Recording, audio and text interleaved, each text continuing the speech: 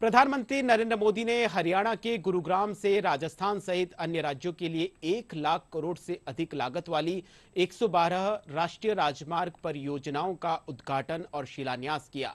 इनमें Amritsar Jamnagar access control greenfield economic corridor के सांगरिया बीकानेर खंड के पैकेज SR1 और SR2 परियोजना भी शामिल है। इस मौके पर केंद्रीय सड़क एवं परिवहन मंत्री नितिन गडकरी मौजूद रहे। इस दौरान जनसभा को संबोधित करते हुए प्रधानमंत्री नरेंद्र मोदी ने कहा कि हमारी सरकार तेज गति से कार्य कर रही है। उन्होंने कहा कि विकास की रफ्तार से कोई समझौता नहीं है। प्रधानमंत्री ने कहा कि 2047 तक भारत को विकसित राष्ट्र बनाने के लिए सरकार बुनियादी ढांचे को मजबूत करने में जुटी हुई है। पिछले 10 वर्षों में 230 किलोमीटर से ज्यादा नई मेट्रो लाइनें शुरू हुई है। जेवर में इंटरनेशनल एयरपोर्ट के निर्माण का काम तेज गति से आगे बढ़ रहा है। DND सोहनास पर जैसी परियोजनाएं भी निर्माण के अंतिम चरण में है। इन परियोजनाओं से यातायात तो आसान होगा ही, साथ ही दिल्ली NCR की प्रदूषण की समस्या में भी कमी आएगी।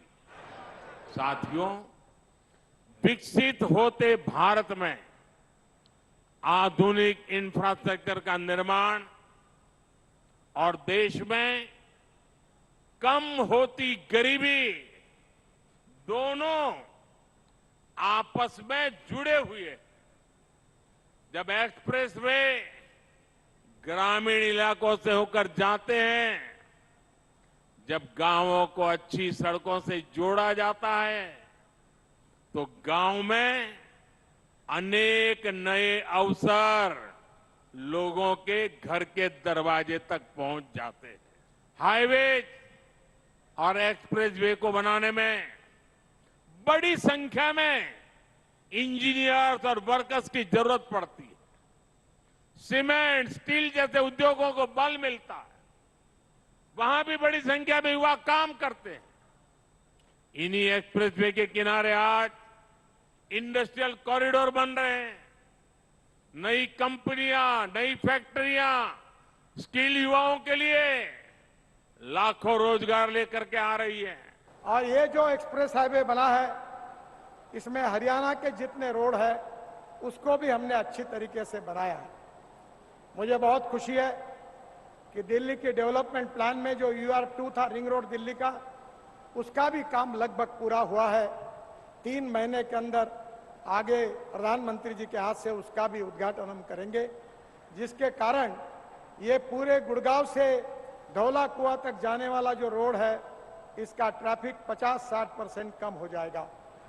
पंजाब, हरियाणा, कश्मीर, हिमाचल, यहाँ से लोग जिनको एयरपोर्ट जाना है वो पानीपत के बाद तुरंत UR2 पर आएंगे और केवल 25 से 30 मिनट के अंदर हमारे इस द्वारका एक्सप्रेस हाईवे पर पहुंचकर एयरपोर्ट के नीचे जो एयर स्ट्रिप है उसके नीचे से टनल लगभग पूरी हुई है। जून तक उसका उद्घाटन होगा। T2 और T3 तक चले जाएंगे और जिसके लिए 2 से ढाई घंटे लगते थे वो केवल आधा घंटे में हो जाएगा।